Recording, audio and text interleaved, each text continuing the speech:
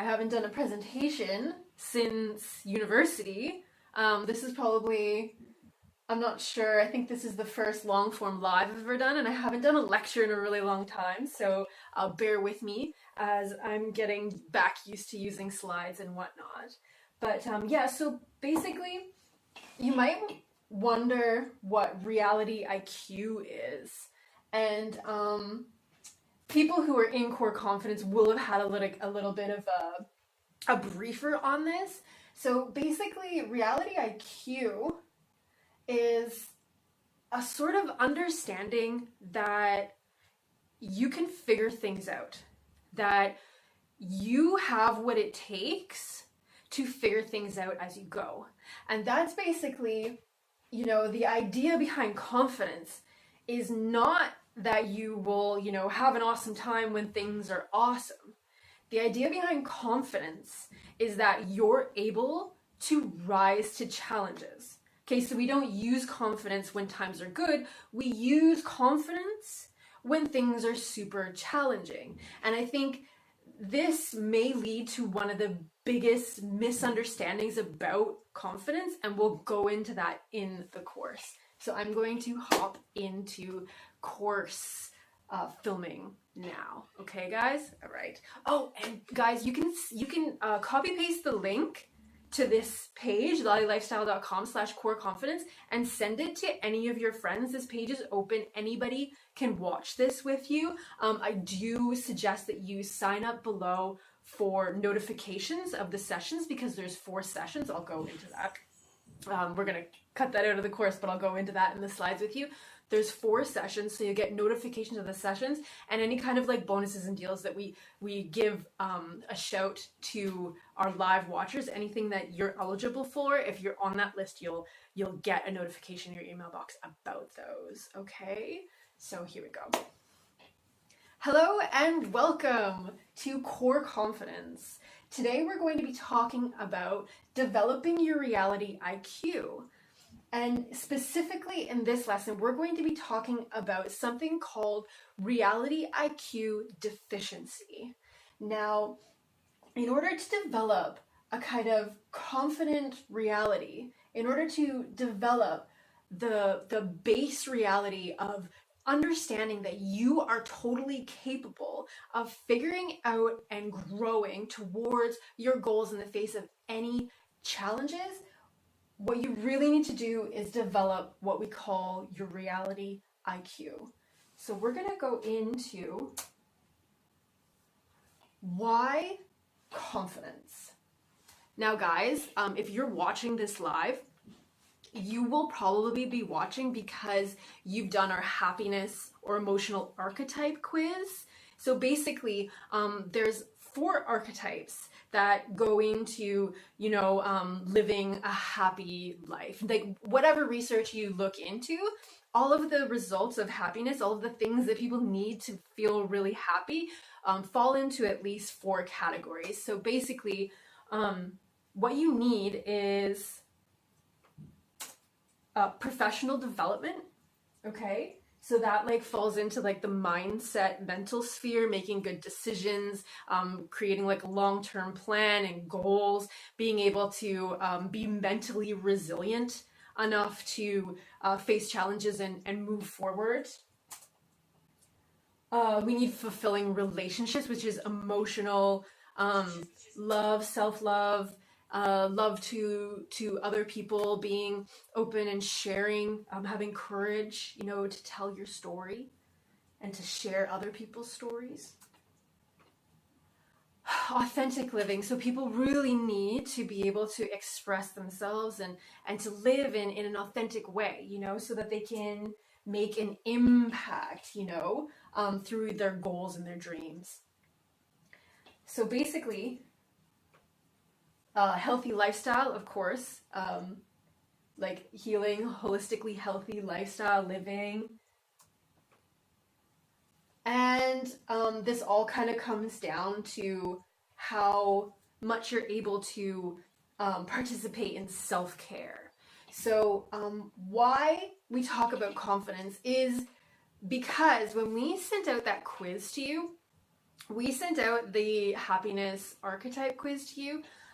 There was four different sections, four different results that you could get. So you could get, whether you need to have a proactive mindset, whether you need to be the conscious creator, which is professional development and kind of making an impact in like a professional way.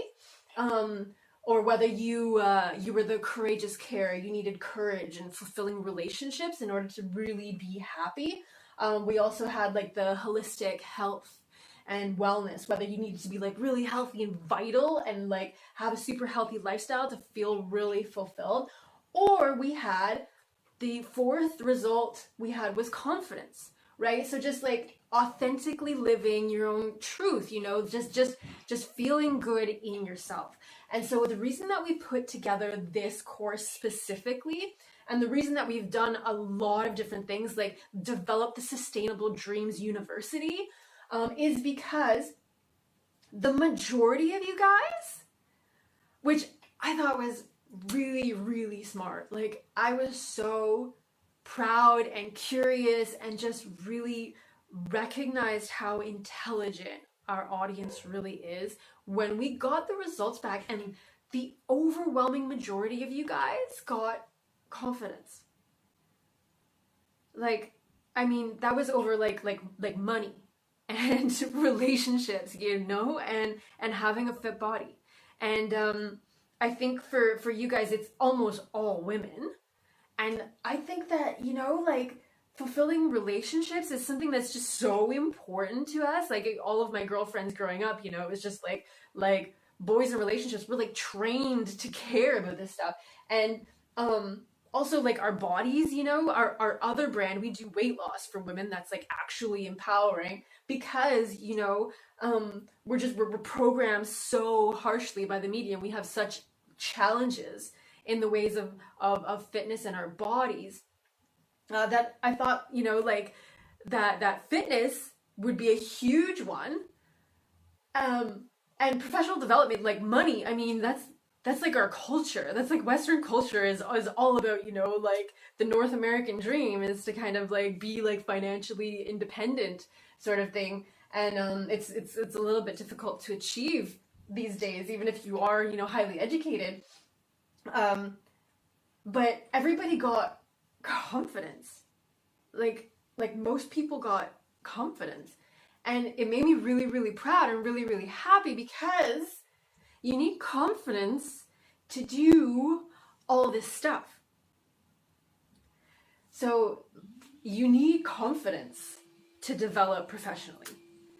You need confidence to have fulfilling relationships. You need confidence to live authentically. You need confidence to make an impact in the world. You need confidence to make your goals and dreams come true. I mean, like, if you don't believe in you, who the heck is going to believe in you? Most of the times when you're going for goals and dreams, like, it doesn't matter how, like externally big or small they are. When you're going for goals and dreams, they're going to sound crazy to someone because these things are super unique. And you're here for a very specific reason, which other people just aren't going to understand. So, like, you need confidence in your goals and dreams in order to achieve them.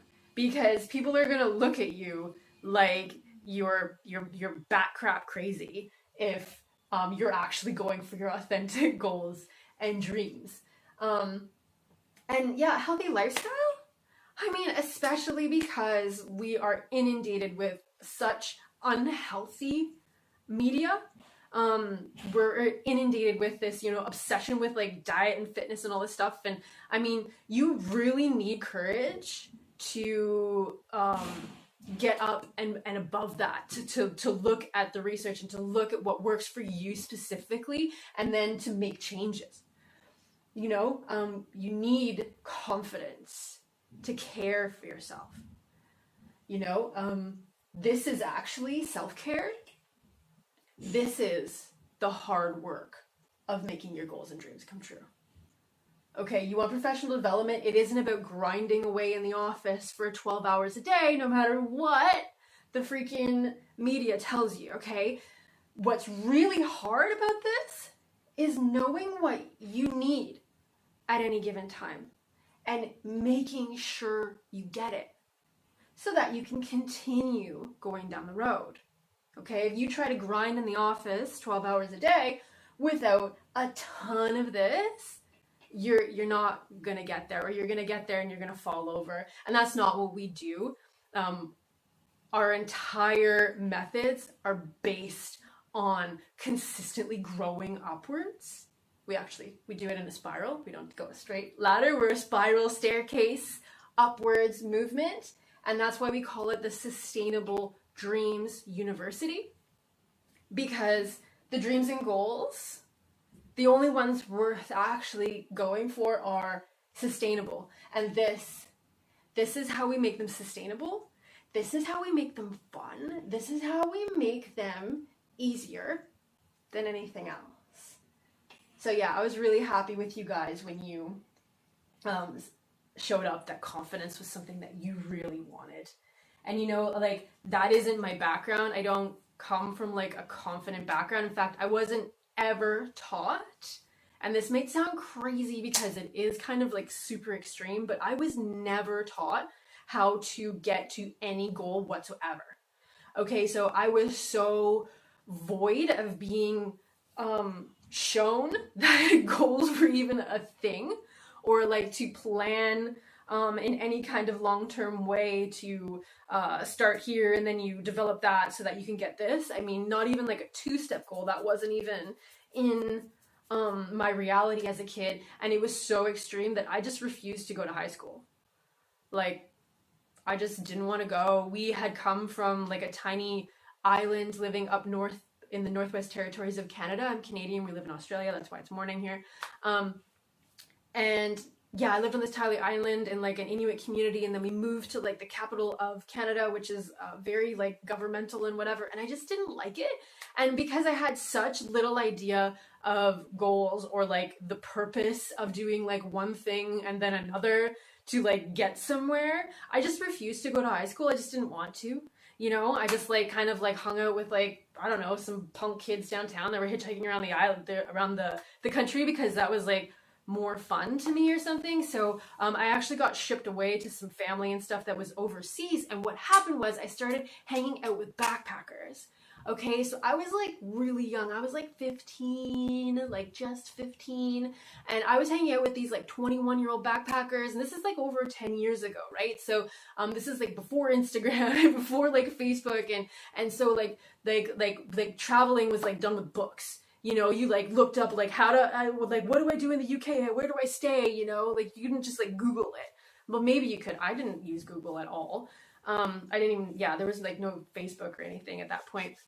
So like the people that were backpacking were like incredibly goal-oriented people. You know, I mean, they were like super fun and zany, and like we, you know, like did all kinds of crazy stuff, partying on rooftops and stuff like this.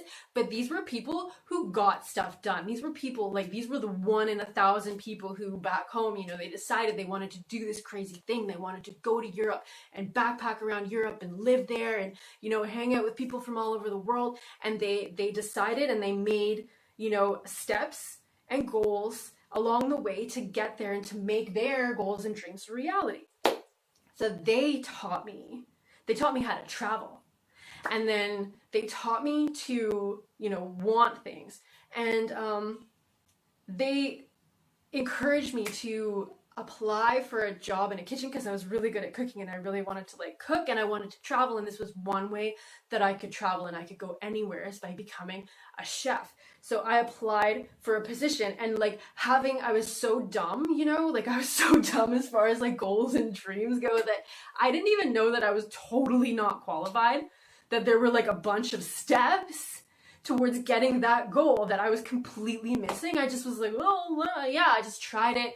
I got hired by this brasserie on the south coast of England, this really cute little boutique hotel that did like a la carte, you know, like it wasn't like super fine dining, but it was a la carte, you know, nice brasserie menu. And I walked in with like no experience, and it was absolutely horrendous. I got the job. I only got the job because the chef was going away on vacation. They desperately needed somebody. And this was like a tiny little village, and it was like kind of the off season or the shoulder season. And I was there, and I had said that I had helped out in kitchens before, which, you know, like not to that level at all. So it was absolutely horrible. I was horrible. I hadn't the foggiest idea. And the chef had to go away on vacation. So I kept the job, and he told me this before he left. Like, he was like, "You're horrible. I would fire you, but I can't." Like, those were his words to me. Like, he needed an extra body in the kitchen. It was this tiny little, you know, brasserie type place. There was only going to be 2 cooks left. So he left. And the sous chef, the only other cook in the kitchen, completely lost the plot. And I was there having absolutely no idea what was going on. And if you know anything about my background, you know that I suffered severe anxiety as well, which super helped me in this specific instance, because the front end manager was coming to me and telling me that I needed to overlook the orders because the sous chef was messing them up and there wasn't enough stuff to do menu items. So I had to like come up with specials, and because my anxiety was up here, I just got like super hyper vigilant, and I took in like a million pieces of information at any given time because I was like absolutely terrified all the time. So I learned. And I learned how to learn. I learned how to learn because I absolutely had to. And by the time the chef came back, I understood the entire kitchen. I could do orders. I was, you know, pulling specials out of my butt. And, you know, a little bit of time left with them, and I had job offers from, you know, some Michelin-starred chefs. I went on to like travel Europe and work with Michelin-starred chefs. Again, like just taking on position after position after position that I was completely unqualified for. And, you know, having that like super high level anxiety, I learned how to learn because I took in as much information as I possibly could. So I really learned how to get to goals because of like necessity and just because of, you know, the situations that I was in. So I worked for Culinary Olympians when I came home. And then I decided to go to university.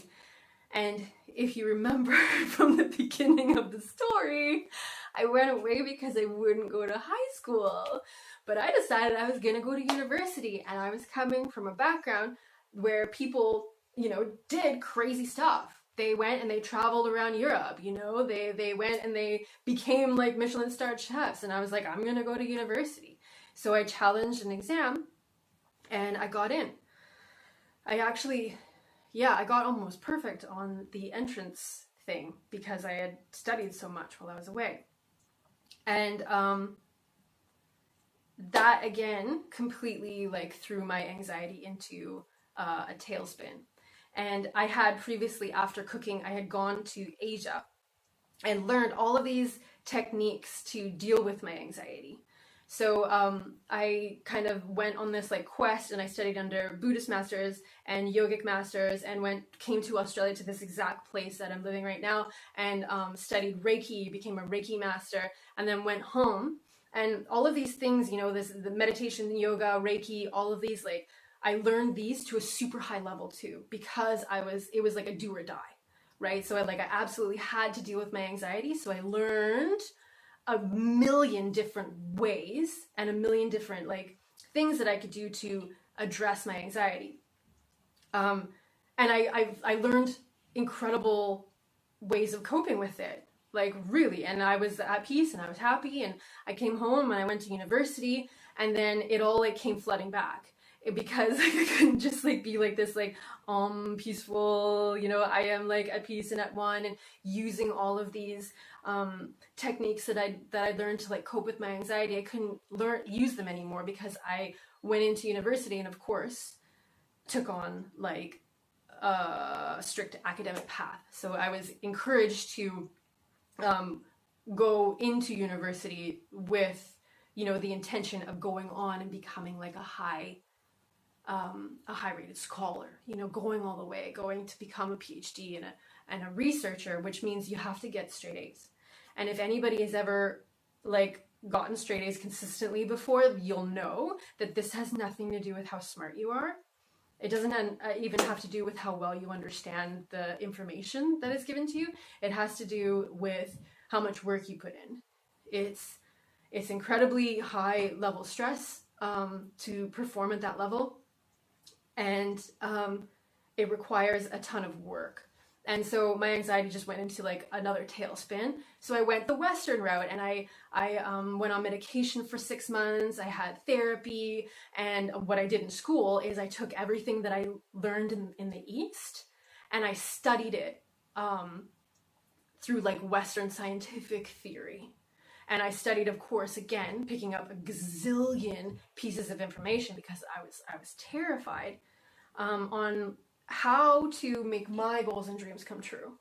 And one of the biggest ones was to stop being absolutely, anxiety to hear, and to actually find like peace and be able to like live authentically, which I found in my research that your goals and dreams is this. So your goals and dreams, the things that you really want to accomplish, that's the authentic you. Okay, and that's across the board. I found that in the East. I'm like almost gonna cry because it's such a beautiful thing. I found that in the East, and I found it everywhere in Western theory. That like your goals and dreams, that's the real you. And what you need to do is strip away everything that's in your way so that you can get to a place of authentic confidence. And your authentic confidence is grounded in the sense of reality, in knowing that you can figure it out. Don't forget to invite your friends! You can copy paste the link and invite them at any time, and sign up below for notifications and any like deals and special things that we invite you to. This is the Core Confidence course. Okay, so October 21st, you're in session 1, 5 to 6 p.m. PST. That's Vancouver, LA time. We're 11 a.m. in,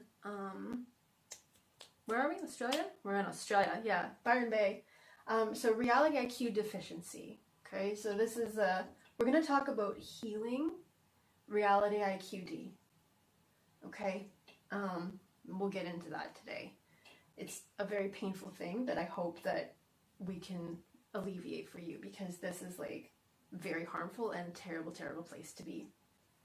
But it's not your fault, so stay tuned. Okay, session 2, 7 to 8 p.m. PST, tuning into base reality. How long have we gone, baby? We have been going for 24 minutes. 24 minutes, okay, we're good. 7 to 8 p.m. PST, tuning into base reality. Okay, this is really cool. This is like ground zero. That's why we call it RIQ 0.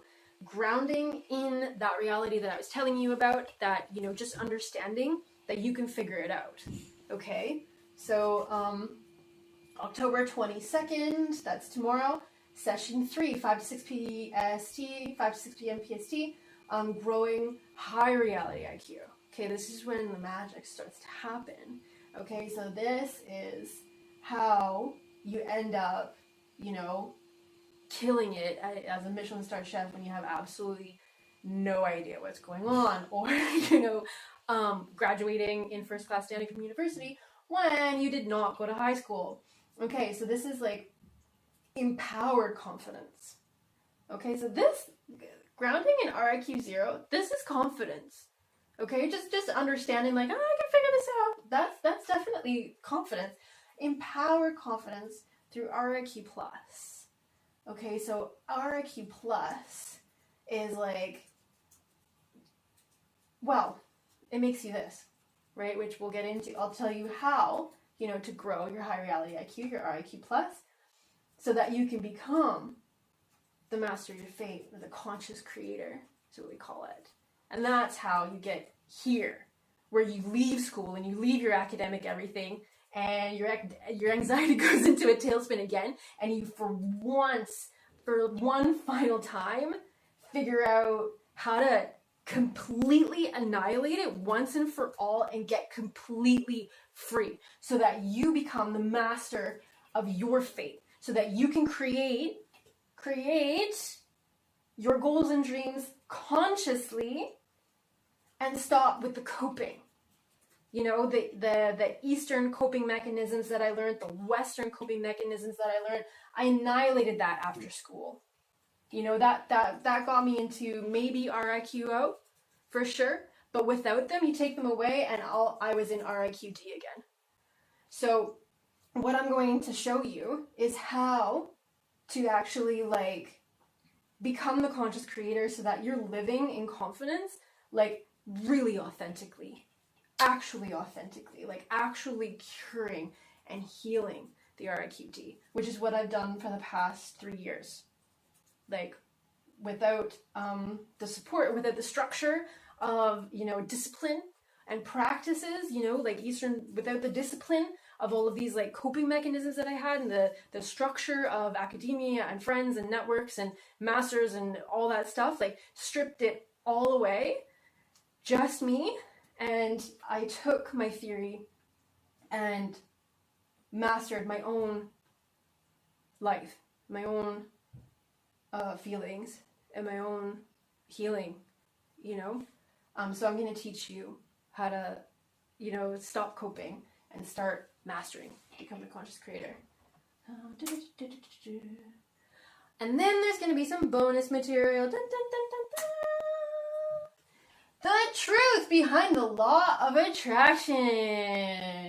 I'm going to touch on this briefly, but seriously, guys, you need to watch this because, as this title might tell you, there is some truth behind it, but also the data is pretty, well, it's like absolutely conclusive. There are some serious questions you need to ask yourself when dealing with like law of attraction theory, okay? So we're going to talk about the truth behind it, and in the process, maybe some of the untruths as well. And the truth behind subconscious reprogramming for confidence and goals. And I'm going to review the current methods behind the both of them. So I'm going to review subconscious reprogramming and the law of attraction, and the methods review of what people are kind of like selling and saying about these things popularly, because as I said, you know, like I'm all about the research. I'm all about diving in and picking up a million pieces of data and things that are like verifiable, that are real, that are grounded in reality, and putting it together. So I'm going to talk about some of the truths behind these things and some of the things that you definitely need to watch out for. And what does reality IQ have to do with confidence? Well, I want to ask you guys, like, what does confidence mean to you? You can ask me questions in the chat roll. I'd like to ask you questions, like, what does confidence mean to you? Because there was a time in my life, this is when I really started researching confidence, that I was in university, and I was thinking, like, is confidence stupidity? Like, actually, like, is confidence just, like, complete ignorance? You know, this is, like, the academic, like, being super snob, you know? Because I was always just coping with anxiety, so I was, like, pretty snobby as well, because that's a coping mechanism for anxiety. It's pride. It's actually totally, like, it's hormonally linked. That's a whole nother topic. But pride will, like, kind of feel like a substitute for like actual confidence, which is just horrible. Don't fall into that trap. I'm not going to go down that rabbit hole right now. But yeah, I was thinking confidence, you know, is that just like ignorance? Because we're constantly living in flux, you know, like the world is like constantly changing. So I guess I was thinking that confidence was like fixed, like confidence was like the the knowing that like everything is good or everything is one way when it's never, you know, you can never be confident that things are going to be any certain way. And that'll give you a hint as to what is the problem with the law of attraction. But yeah, thinking that things are a certain way isn't confidence, you know? So like my question, that wondering if confidence was just like ignorance of the fact that like everything is constantly changing, and that you can't actually be like confident that any one thing is going to happen in any given moment. That isn't confidence. So confidence is reality IQ, and I'm going to tell you why. So I'm just going to do a little bit of an illustration. We're going to talk about reality. Okay. It's the best time to be alive. Okay, so that's indisputable fact, right? Yeah, this is not my opinion. If I have an opinion about something that isn't like super based in like data and research and concrete, I'll tell you, this is my opinion, this is what I think. It's sort of, you know, like something that I'm playing with, a hypothesis. But no, it's the best time to be alive. Whether you're looking at like infant mortality rates or gender equality or, you know, poverty rates, human rights, like no matter which way you look at it, it's the best time to be alive, right? According to data. There is a book on this, an academic peer-reviewed book published recently on this, because, well, I'll get into that in just a second when we talk about RIQ2. Okay, so this is reality. It's the best time to be alive. Oh, this is what my partner said the other day. We watched a Tesla drive by us, and that's like one of our favorite cars. We're also looking at the Porsche Taycan, the new electric Porsche, and he said to me, the future is sexy. You know, I mean, the future is sexy. Think about it. Like right now, you know, you can be, you know, a person like me, and you have something to say, you know, you have some unique experience, you know, like I overcame serious anxiety naturally and went on to be, you know, start like 3 successful brands with my phone and a laptop. You know, that kind of story, that's not like super rare anymore. That isn't like something exceptional, you know, it isn't something like exceptional that I did. I'm not like an exceptional person who did something, you know, exceptional. I just like kind of focused and did it, like, because the future is sexy. You know, we can tap into like inspiration at the touch of a button. You know, communication levels around the world are like heightening to the point, like absolutely unprecedented. You know, like everybody in the world has access to education, you know, and people like savants are popping up everywhere with solutions to any of the challenges that we actually are facing. You know, like just because it's the best time to be alive doesn't mean that we don't have like serious environmental issues that we need to, you know, find solutions for. Like we do. But you know what? They're popping up everywhere and they're cool. And it's awesome. The future is sexy. That is real. You can do anything. You know, the days of being hamstrung by, you know, economics or, you know, place, you know, with the internet, it's like, there just isn't. You just can't say anymore that like, oh, I can't do this because of this. I mean, you can do anything, really. You know, you may not want to do everything.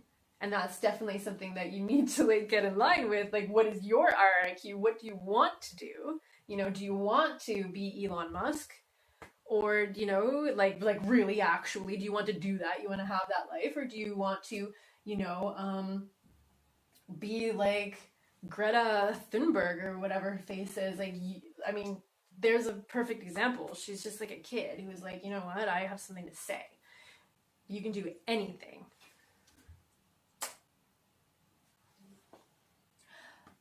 people are good. I mean, hard to believe with the RIQD out there, but think about it. Okay, think about the last like jerk that you came across. You know, the last person that cut you off for no reason, even like the smallest thing. Maybe they didn't even know they were being a jerk. Or somebody who is actually being like a butt to you, actually being rude and disrespectful, or, you know, like hurting you. Or think about that. Think about like that person.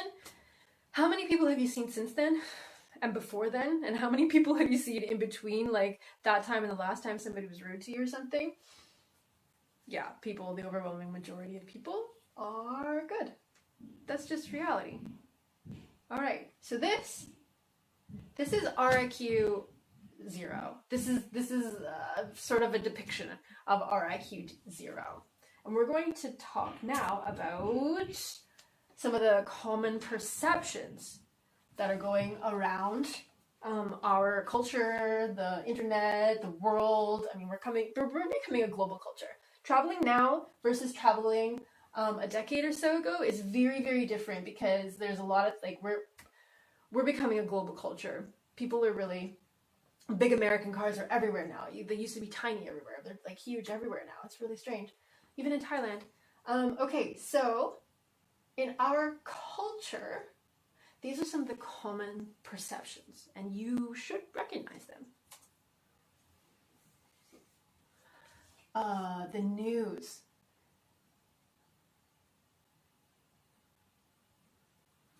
The news versus reality. Do I even need to say anything? Like, it's the best time to be alive. What is all over the news? And how far do they have to go to get this stuff? When's the last time you saw a news team coming around like anywhere that you are? You know, like, in order to get the news, they gotta mine out super rare and super you know, segmented horrible stuff that's happening, because like the majority is awesome. Perception, dystopian tech future, you know. Do you see like Tesla's you know, underground tunnels and self-driving cars that are awesome and super green and safe, you know? Like, tech is actually going to make our roads safe. It's one of the most dangerous things that we can do right now is get in a car. But like, the tech future is that car accidents aren't even going to happen anymore. The most dangerous thing in our lives is disappearing because of tech. And what do we see in movies? And what is like a very, very common, you know, if you're like an environmentalist, very, very common to see tech as the enemy, when, you know, tech is actually, kids from all over the world are coming up with like crazy solutions to mitigate environmental damage through tech, you know? So like this, how many movies have you seen with some like dystopian future, and it's all super tech related? Like we've become so involved in tech that like it's just like this horrible place that we've created, when really, you know, we're going to Mars. We're gonna start like freaking new world on Mars because of tech, and it's gonna be cool because Elon Musk is going to be the head of creating the politics there. Like, the future's sexy. That's not what we're told. Welcome to the real world mentality. You run into a challenge in your life, or no, you run into like RIQ deficiencies when you feel really bad about something that you're thinking, something that you're telling yourself, you know, a way that you're thinking, like I can't get to my goals, you know. And then when you're in like RIQD, which everybody gets into, okay, like everybody gets into. I got into it this week trying to like, we've been working really, really hard and trying to get this thing together. I actually went like pretty deep into RIQD and I had to use my own methods to pull me out of it, but I'm happy to say that they actually work. Yeah, I can tell you some stuff but I don't think it's really appropriate for a live on like how hard it was for me to like actually get on and do this today. But yeah, our techniques like really, really work. So when you're in RIQD, you know, you're thinking like, I can't do this, life sucks, it's not fair, you know, all of these kind of RIQ deficiency thoughts, you'll often hear this sentiment back, right? Welcome to the real world. And I hate that because, you know, like, if your opinion is so valid, then people don't present it as like obvious. Like, well, obviously this is just the way things are. Things suck, it's obvious. You know, like, actually, like, the real world is that you can do anything. And, you know, like, I'm not just gonna be like, oh, you can do anything. Like, obviously you can do anything, because that is a very good indication that I have no back for what I'm saying.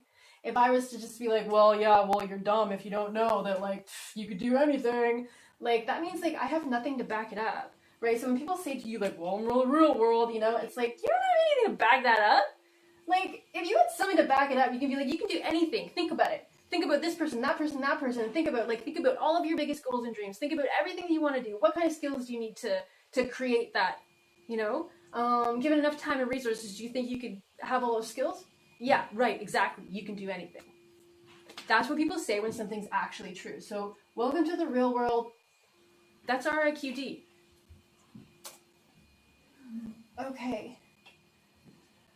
Squeaky wheel gets all the looks. Again, back to that person, you know, that jerk who was a jerk to you. You know, if you work in customer service, you'll know exactly what I'm talking about.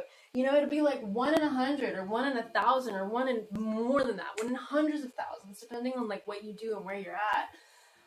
You'll remember that person who was rude. You'll remember that person who did something like crappy, or that even if you're not even involved and you just see it, you'll be like, oh, you know, you pass like hundreds and hundreds and hundreds and hundreds of cars on the roads, but like the one that cuts you off gets all the attention. So we focus on it, and this is a very natural thing for our minds to do. We focus on, you know, those like squeaky wheels, you know, or the nasty wheels. So that is a very good reason why we need to practice RIQ, reality IQ 0 at the very least, in order to get back in touch with reality, because our minds will go there. And that's how people end up like this. You know, like, nobody ends up like this, being deeply in RIQD or even a little bit in RIQD, without somebody else's RIQ deficiency hurting them or being brought onto them. So practicing reality IQ brings us back to reality. I mean, which reality do you want to live in? I think it's pretty clear, right? Obviously you want to live in this one. And wouldn't you love to, like, be able to mentally combat this one? Yeah. Reality IQ is our ability to be present, proactive, and grounded in real reality. Okay, reality check number 1. It's in our language. Okay. Why do human beings relay information? Think about this. We're cave people. What do we need to tell each other? You know, we're developing language. Well, I mean, think about it. You can't speak, you can't use words. When are you going to, like, try to, like, get someone's attention? Danger? Consequences? Or when you need help? Right? Exactly. So, it's not that RIQD is in our language, but consequences, dangers, and problem solving. That's what language was created for. Okay. Think about science. You know, I'm an academic. It got really, like, tiresome at the end because I realized, like, our whole jobs are focusing on problems in order that we can solve them.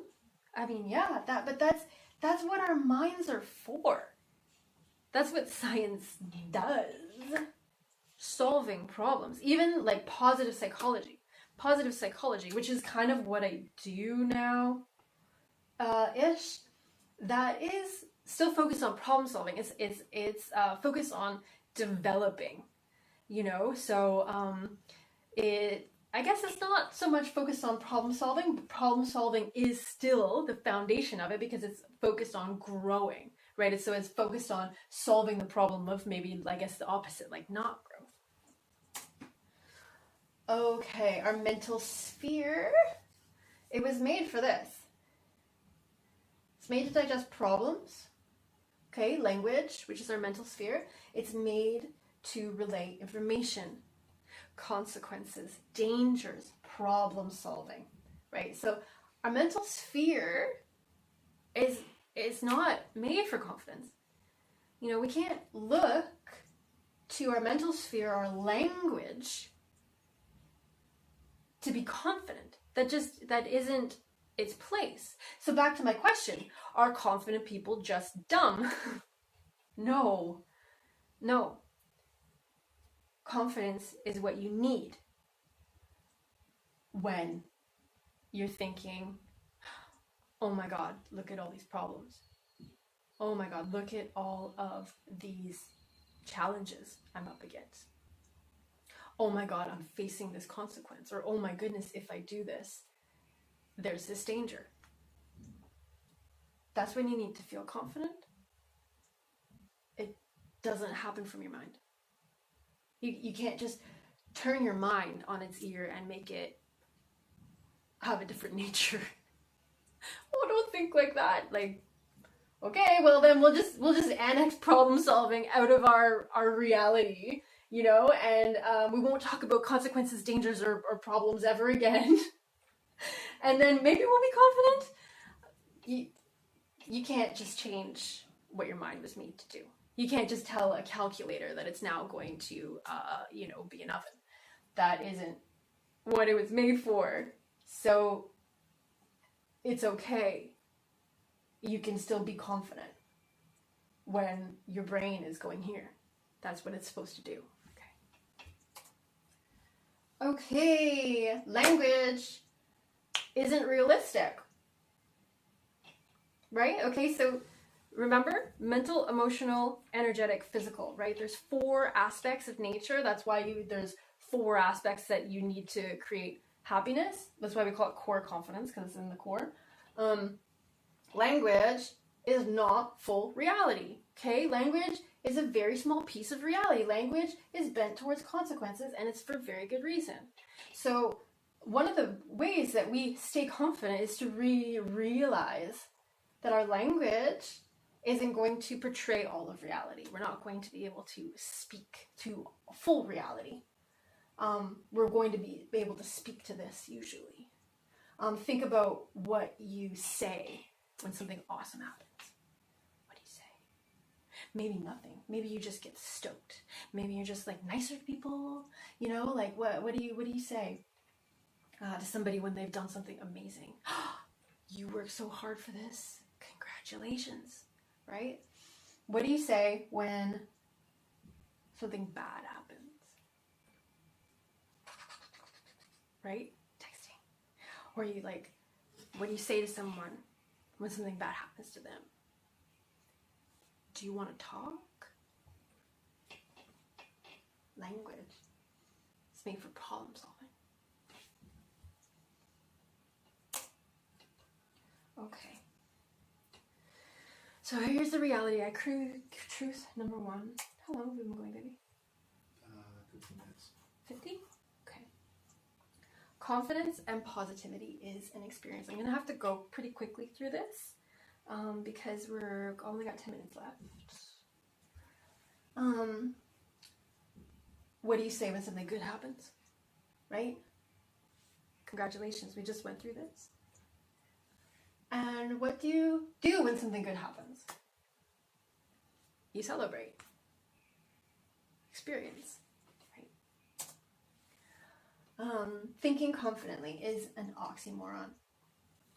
So feeling confidently is authentic. So you can think very critically, and I encourage this. Think critically, ask questions, like I remember my partner was like, oh, I don't want to talk about like if something bad happens because I don't want to bring you down. And I'm like, no, God, no, like let's talk about what if something bad happens so that like we can figure it out. Like that's the way. Thinking critically is the way that you actually feel confidently. Because if you refuse to think about what could happen, what are some possible consequences of these decisions, you're never going to feel confident, because this is always going to be there. You have 3 layers of mind. You only control a tiny fraction of the top of it.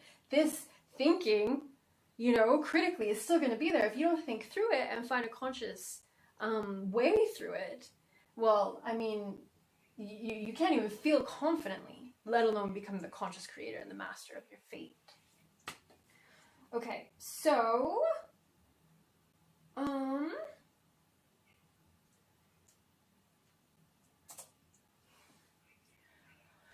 we have to train our self-talk, right?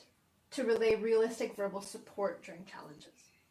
So part of RIQD is a self-talk that has been pre-programmed with unrealistic, verbal condemnation.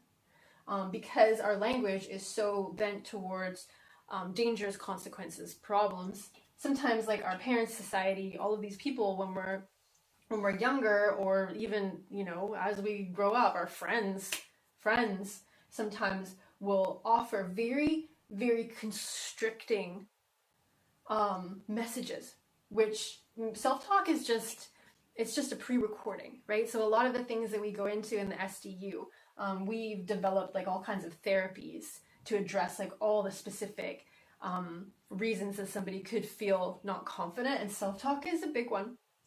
And we can just as easily train our self-talk to relay realistic verbal support.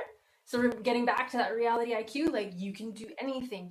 Everything is like, Maria Forleo says like everything is figure-outable. I'm pretty sure that's the name of her book. And I like to say that, like everything is figure-outable. We can train our self-talk to say those kinds of things to us, all right. Okay, so RIQD, reality IQ deficiency disorder. It's contagious. So nobody with RIQD, the only place that you can get RIQD is from RIQD.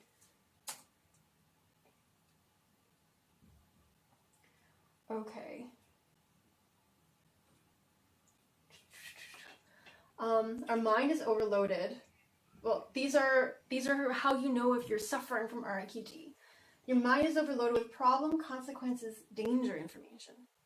Okay, if your mind is always on that, or not always, I mean, even if you're sitting there, like me, earlier in the week, and I'm like, just thinking of problem, consequences, danger, like, oh, I don't want to do this, or like, what if this happens, or like, oh God, there's this thing, and you keep sort of relaying this language, thoughts, this mental sphere, you're in RIQD.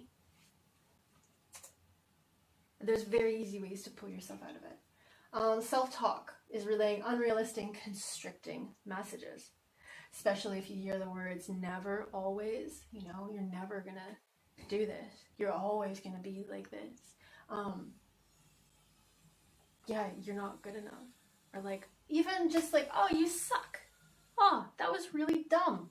Why are you so dumb all the time? Why do you keep messing up?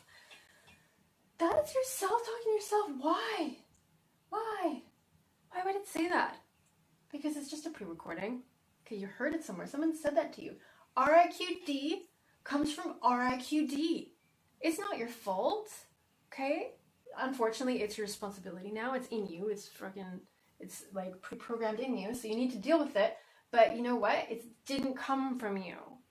So, like, Don't get down on yourself. Don't let your self-talk get down on itself for its pre-programming. Like, you can get over this very easily. Okay, your creativity potential is capped and or heavily restricted, right? So you can't like be authentic. You can't tell people what you need. Your creativity, like you're afraid to take risks. You're afraid to like grow, you know, because of like just the feeling like in RIQD, you know, the world is not a friendly place.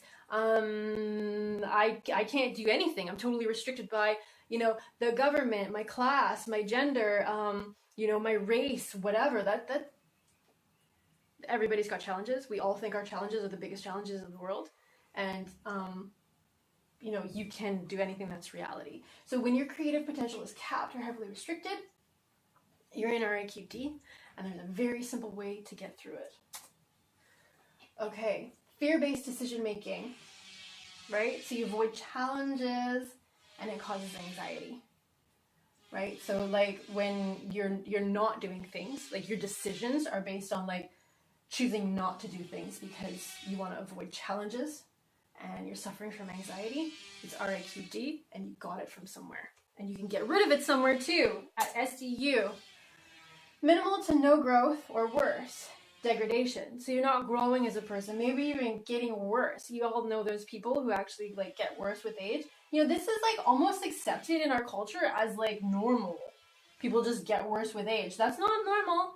Okay, you're a flower. You're supposed to like be a little seed, and then you go through like painful and uncomfortable situations, and you don't exactly know what's going on, but you have a feeling that you need to like, you know, rise to the surface, and you chase the sun, and you don't actually know your nature, but it's there. And then you turn into a flower. That's your nature, okay? If there's like no growth or like you're getting worse, that leads to depression. And it's RIQD. And you got it from somewhere, and it can be cured. So now that you're in touch with your RIQD, I'm sorry that was uncomfortable probably.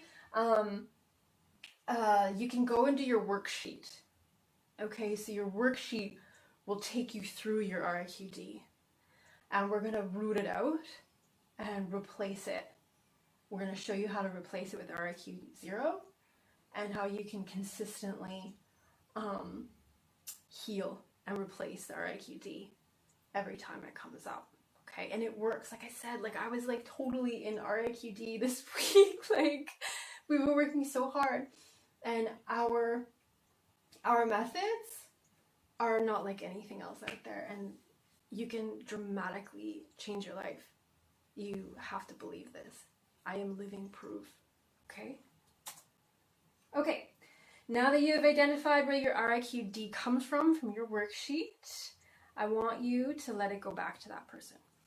So, for the people that are watching in your live, just, can you feel all of this from the last slide? All of that RIQD? I'm sure that you can identify with all of it, because if you can't, like, you haven't been in touch with, you know, like, our society lately. I want you to, like, when RIQD comes up, I want you to allow it to go back to that person from.